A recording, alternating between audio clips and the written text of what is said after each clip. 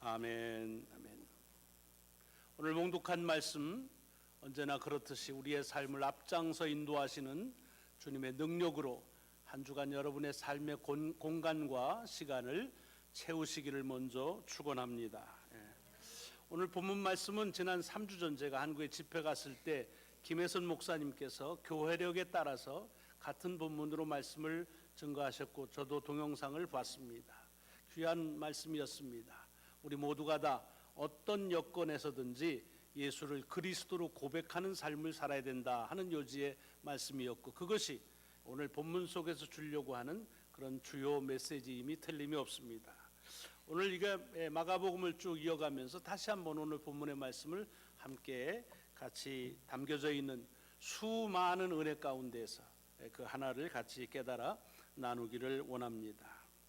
오늘 본문에 보면 가이사라 빌립보 지방을 가면서 주님께서 불현듯 제자들에게 질문을 합니다. 그 질문은 사람들이 나를 누구라고 하느냐라는 질문입니다. 여러분 잘 아시지만 복음서에 주님이 이렇게 질문하고 그런 분이 아니세요. 대개 질문하면은 거의 아주 시크하게 그렇게 대답을 하시는 분이시죠. 그리고 질문하는 것도 보면 굉장히 그 바리새인들이나 이런 거에 그 질문 자체가 도전이 되고 그런 것들이지 많이 질문하지 않으십니다. 근데 오늘 여기 질문하셨는데 그게 사람들이 나를 누구라고 하느냐라는 질문입니다. 어찌 보면은 당연하다고 볼 수도 있는 질문이죠. 왜냐, 사역을 시작한 지가 어느덧 이제 시간이 지났습니다. 사람들의 반응이 어떠한지 한번 체크해 볼 필요가 제 생각에는 있었을 거라고 하는 느낌이 만약에 저라면 들었을 것 같은 그런 시기라고 생각을 합니다. 왜냐하면 사람의 생각이라는 게 이게 굉장히 중요합니다. 그렇지 않아요? 요즘에도 보면 이 사람들이 어떻게 생각하느냐 하는 것 가지고 하룻밤 사이에 가는 길이 달라지는 경우가 많습니다. 요즘엔 정치도 인기도로 측정을 합니다. 그래서 어떻게 하면은 사람들의 인기 그 여론조사를 올릴까, 무엇을 언제 터뜨릴까, 뭐 이런 생각을 하면서 정치하는 분들이 꽤나 많으십니다. 뭐 연속극 말할 것도 없지요. 시청률 가지고 목숨을 겁니다.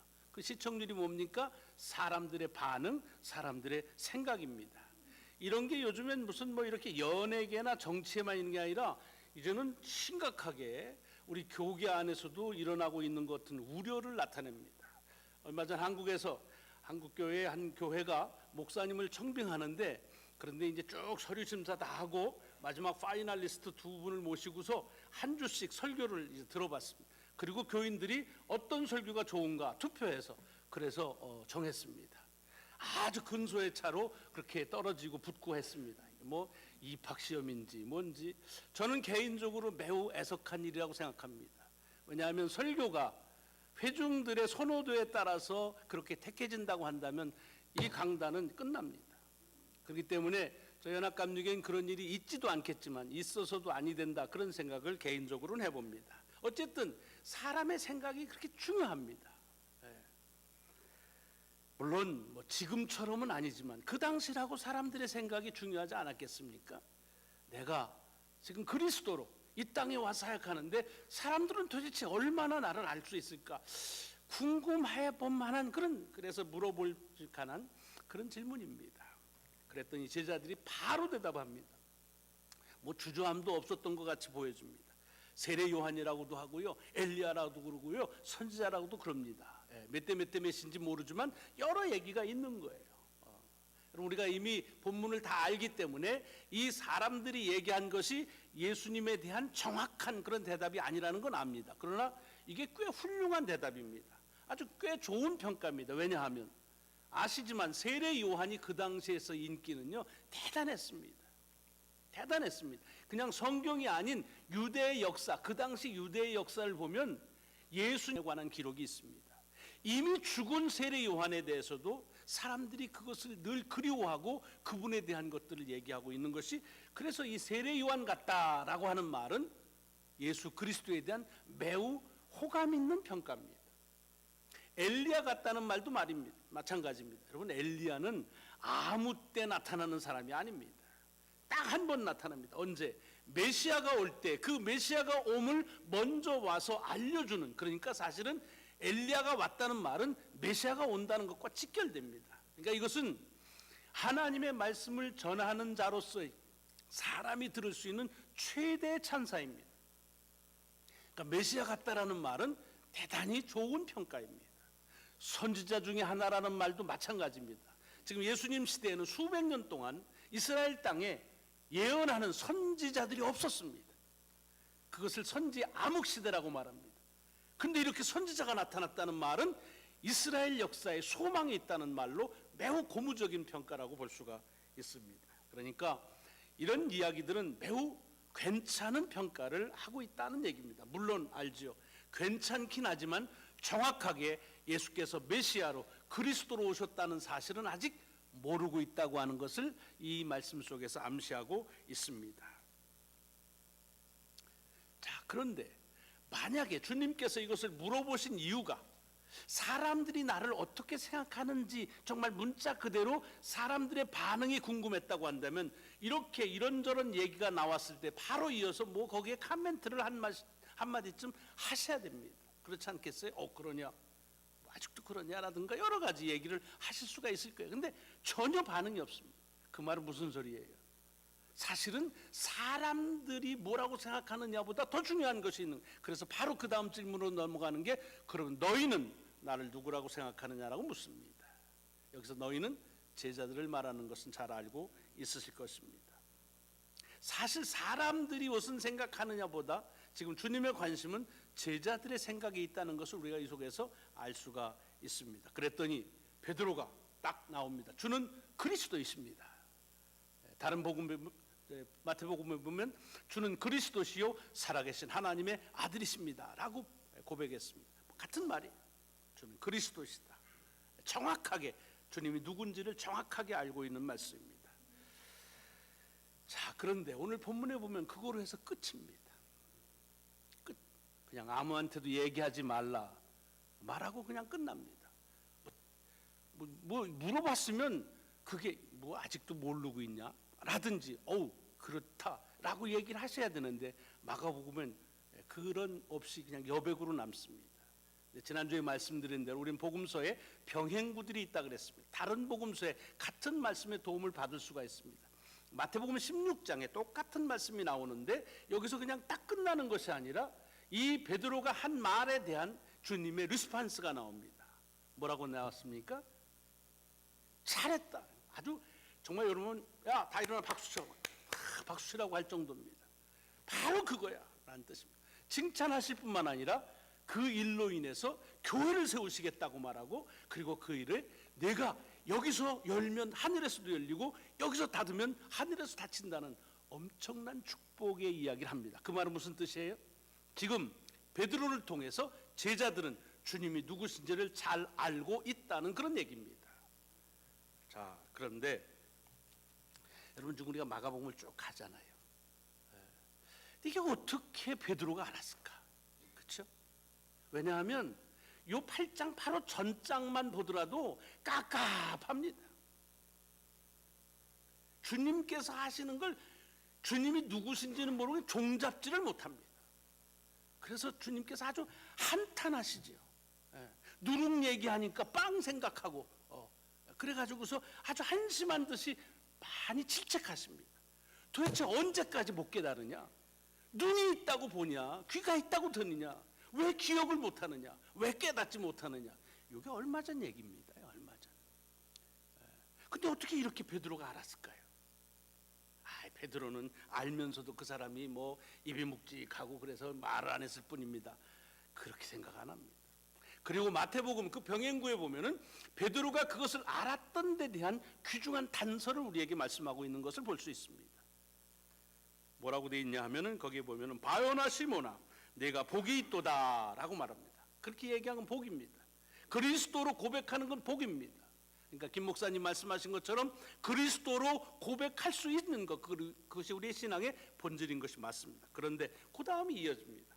이를 내게 알게 하니는 혈육이 아니요 하늘에 계신 아버지시다. 여러 차례 말씀드렸죠. 무슨 소리예요? 베드로가 제자이기 때문에 다른 사람은 모르는 주님이시라는 걸 알았다는 말이 아닙니다. 제자인 베드로가 스스로 아는 것이 아니라 제자인 베드로이기 때문에 알아야 될 것을 하나님께서 알려주셨다는 얘기입니다. 이게 중요한 대목이라는 말씀을 아마 전에도 한번 드린 기억이 있습니다. 왜 중요하냐? 여러분, 지금 이 말씀을 잘 보시면 왜 하나님께서 이 베드로 제자에게 그렇게 알려주셨을까? 제자만이 아니라 다른 사람도 알려주면 참 좋았을 텐데 이 제자에게 알려준 이유가 있다는 겁니다. 무슨 소리냐? 여러분, 좀 사람들이 주님을 세례 요한이다, 엘리야다, 선지자라고 아는 것, 주님이 뭔지를 모른다는 얘기입니다. 그런데 사실은 사람들이 어떻게 주님이 세례 요한인지를 알까요? 물론 그 중에는 예수님을 직접 경험한 사람도 있을 것입니다. 그렇죠? 경험하고 났더니 어우, 세례 요한 같아, 이럴 수 있습니다. 또 어떤 사람은 직접 경험하지 못했지만 예수님을 직접 경험한 사람의 얘기를 듣고 그러면 그건 엘리야지, 이렇게 얘기했을 것입니다. 자기가 직접 경험을 하건 경험한 사람의 얘기를 듣고 공통점은 뭡니까? 자기가 생각할 때 예수님은 이럴 것이다 라고 하는 것입니다. 그 중에 아마 많은 부분이 이 제자들의 이야기였을 것입니다. 왜냐? 사람들이 볼 때 제자는 24시간 같이 숙식을 하고 먹고 자면서 그 말씀을 같이 하니까 예수님에 대해서, 주님에 대해서 이 제자들처럼 아는 사람은 없을 겁니다. 그러니까 제자들이 뭐라고 얘기하면 그게 바로 사람들은 그래, 그게 예수님에 대한 얘기라고 그렇게 믿었을 것입니다. 이걸 유추해서 본다고 한다면 지금 사람들이 세례 요한이다 또는 엘리야다, 선지자라고 말하는 것은 무슨 뜻이냐? 아직도 제자들이 그렇게 생각하고 있었다는 말입니다. 그리고 이것은 본문의 흐름 속에서 충분하게 설득력이 있는 얘기입니다. 그래서 지금 하나님께서 이 베드로에게 알게 하시는 것은 너는 모르는데, 다른 사람 모르는데 제자니까 잘 아는구나, 칭찬한 것이 아니라 복 받는 삶, 그리고 하나님께서 저를 통해서 사역하실 그 고백이 무엇인지를 그 입술에 붙여 주셨다는 얘기입니다. 왜? 그래서 제자들의 고백이 바뀌어야, 그래야 사람들의 고백이 바뀔 수밖에 없는 겁니다. 예수를 경험한 사람이 예수를 어떻게 말하느냐에 따라서 그 예수가 누구인지를 사람들은 듣게 됩니다. 그렇지 않겠습니까? 그렇기 때문에 오늘 본문 속에서 주님께서 그렇게 역사하심을 이 마가복음은 아주 간단하지만 말씀하고 있는 겁니다. 뭘 얘기합니까? 사람들은, 제자들은 자기들이 경험하거나 경험한 것을 가지고서 판단합니다. 그래서 예수는 보니까 세례 요한 같아, 엘리야 같아, 선지자 같아라고 말했다는 것입니다. 근데 중요한 것은 뭐예요?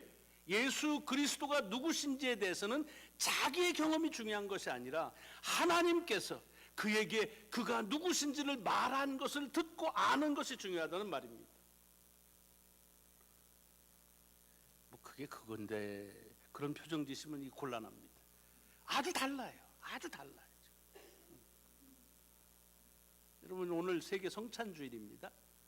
교회가 그리스도의 한 몸을 이뤘다고 고백하는 때입니다. 이게 굉장히 중요한 거예요. 잘 보세요. 요즘에 교회에 관해서 세상 사람들이 뭐라고 그러느냐라고 한번 해보십시오. 우리 교회에 대해서 뭐라고 얘기하는가 한번 들어보십시오. 보면요, 우리 교회에 출석 안 하는 분들이 우리 교회 더 잘 알아.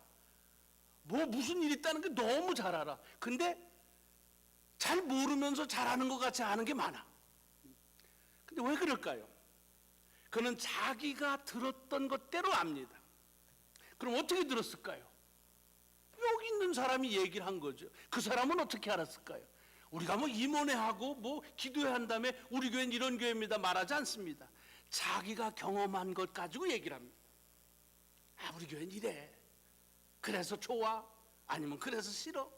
그래서 교회에 대한 얘기가 좋은 소리도 있고 나쁜 소리도 있습니다. 칭찬도 있고 비판도 있습니다. 그것의 근거는 어디 있습니까? 거의 100% 자기들의 경험입니다. 교회에 대해서 좋은 경험이 있는 사람들은 무슨 소리 하는 거야? 나는 그렇게 경험 안 했어 라고 반문합니다. 또 다른 사람들은 좋다고, 무슨 소리야, 그게 그런 게 아니야 라고 또 반문합니다. 교회에 관한 자기의 경험이나 또는 경험한 사람들의 얘기를 가지고 말합니다. 이거는 우리 교회만이 아닙니다. 모든 교회들이 다 그렇습니다. 그런데 그것이 정말 교회의 본질입니까? I don't think so. 제가 우리 교회가 어떤 교회라고 들려지는 것 중에 우리 교회의 본질을 말하는 것은 들어본 적이 없습니다. 우리 교회가 그리스도의 몸이 아니다 라고 말하면 그건 경각이 됩니다. 그런 얘기가 나오다니 이렇게 될 수 있습니다. 근데 그런 얘기는 들리지 않습니다. 무슨 얘기예요?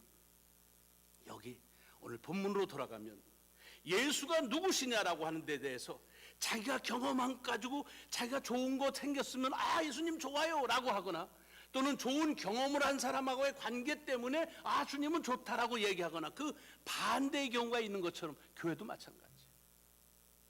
여러분, 좋은 경험 갖는 거 좋습니다. 나쁜 것보다 훨씬 낫죠. 그러나 그것이 이 교회의 본질이 아닙니다. 교회의 본질은 뭐예요? 하나님께서 알게 하시는 것이 교회의 본질입니다. 그걸 뭐라고 그래요? 교회는 예수 그리스도의 몸이다 라고 성경을 통해서 하나님 우리에게 말씀하신 겁니다.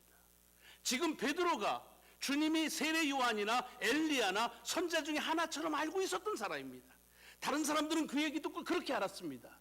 그래서 베드로 제자에게 하나님께서 강권적으로 얘기하는 겁니다. 예수는 그리스도다, 내 사랑하는 아들이다 라고 말하는 것입니다. 교회에 대해서 얘기할 때는 바로 그것을 얘기해야 됩니다. 우리 교회는 예수 그리스도의 몸이다 라고 하는 우리의 고백이 바뀌지 않는 한 세상 사람들에 대해서 이 교회에 대한 이야기는 그냥 호불호에 따라서 그냥 그렇게 평가되고 말 것입니다. 교회는 그렇게 함부로 말할 수 있는 것이 아닙니다. 왜? 교회는 그리스도의 몸이라고 하는 하나님의 가르치심이 있었습니다.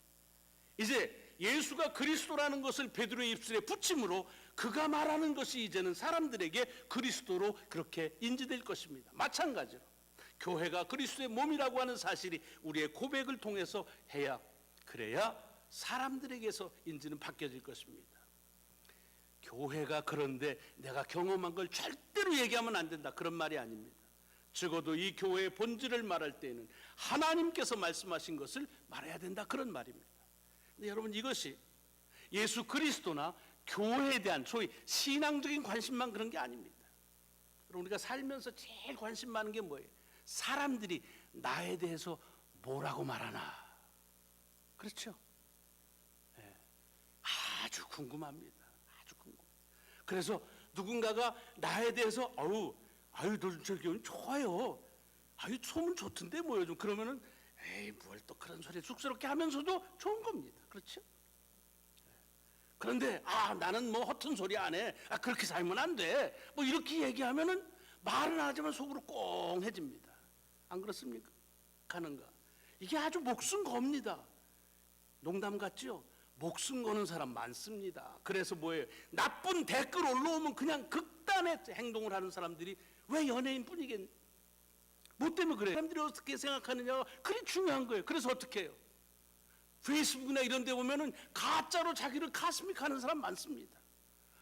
뭐 자기는 어떻게 사는 것처럼 이렇게 해가지고서 다른 사람들로 하여금 좋은 평가를 받고 싶은 어떤 절규일 수도 있죠. 오늘 본문 속에서 그러면 사람들이 알고 얘기하는 그게 여러분 자신입니까? 아닐 겁니다. 아닐 겁니다. 그러면 여러분들이 알고 있는 여러분은 또 그게 여러분 자신입니까? 아닙니다. 나에 대해서는 나하고 경험한 것을 가지고 평가합니다. 나하고 관계를 가지고 사람들은 평가합니다. 그러나 중요한 것은 하나님께서 나에 대해서 뭐라고 말씀하셨느냐, 이게 중요한 것입니다. 뭐라고 그랬습니까? It's good. 너는 온전합니다. 너는 내 사랑하는 아들이다, 내 사랑하는 딸이다 라고 말한 것이 나의 본질입니다. 다른 사람들이 뭐라고 말해도, 또 내가 경험한 내 스스로에 대한 내 평가가 뭐라고 하더라도 우리에게 있어야 될 고백은 하나님께서 나에 대해서 뭐라고 말씀하시느냐, 이것이 중요한 것이고, 그것을 성경은 우리는 하나님의 자녀라라고 말합니다. 우리는 하나님의 온전하게 지음을 받은 존재라는 것입니다. 우리는 하나님의 복된 존재라고 하는 것이, 그것이 하나님께서 우리에 대해서 알려주시는 말씀입니다. 그러므로 누군가가 물어본다고 한다면 나는 그렇게 말해야 됩니다. 나는 하나님의 복된 존재입니다. 난 하나님의 아들입니다, 딸입니다 라고 말할 수 있어야 됩니다. 오늘 본문 속에서 사람들은 누구라고 말하느냐, 사실 이 질문에 대한 대답이나 너희는 나를 누구라고 말하느냐는 질문의 대답은 틀리지 않습니다. 너희가 나를 누구라고 말하느냐는 그 질문의 대답이 바뀌어야 사람들이 나에 대해서 뭐라고 하느냐는 그 질문의 대답이 바뀌어집니다. 그런데 그 질문에 대한 대답은 우리 스스로 하는 것은 안 됩니다. 왜? 내가 나를 압니까? 천만의 말씀. 아침 저녁 다른데 어떻게 알아요? 하나님께서 우리에게 알게 하신다. 하나님께서 우리 교회가 어떤 교회라고 알게 하신 그 모습, 하나님께서 예수가 그리스도라고 하신 그 말씀, 그 말씀이 내 입술에 강권적으로 붙여주신다는 것입니다. 오늘 이 아침 혹시 여러분들이 예수가 누구신지, 우리 교회가 어떤 존재인지, 또는 여러분이 누구인지에 대해서 고민하신다면 오늘 말씀은 여러분을 위한 말씀입니다. 여러분은 복된 존재임을 믿으십시오. 그것은 우리 스스로 적응하는 것이 아니라 하나님께서 우리에게 알려주신 복음입니다. 이 교회는 예수 그리스도의 몸이십니다. 그리고 우리는 거기에 지체입니다. 이걸 믿으시고 이 이야기를 하실 때 세상은 우리로 하여금 하나님이 지으신 존재로 그리 인정하고 함께 고백하실 것입니다. 기도하시겠습니다.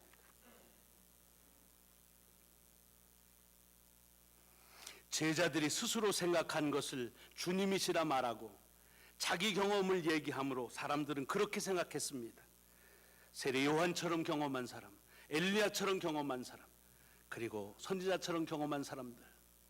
그러나 하나님은 주님이 그리스도이심을 베드로의 입술에 강권적으로 붙여서 제자라고 한다면 반드시 해야 될 고백을 저에게 주시고 또 그 일로 인해서 축복하신 것을 봅니다. 세상에 교회에 대한 이야기도 수없이 많습니다. 그러나 진리가 아닙니다. 우리의 본질은 예수 그리스도의 몸인 것을 주님이 가르쳐 주셨고 그 고백이 이 교회의 축복의 근원이 되는 줄을 믿습니다. 우리가 누구냐? 사람마다 다릅니다. 그러나 나는 하나님의 귀한 존재, 복 주심을 받은 존재임을 믿고 고백할 때 하나님 그 일로 인해서 우리에게 축복의 근원이 되고 이유가 되는 것을 믿습니다. 그리 고백하며 사는 저희들이 되게 하여 주옵소서. 우리 구주 예수 그리스도의 이름으로 감사하며 기도드리옵나이다. 아멘.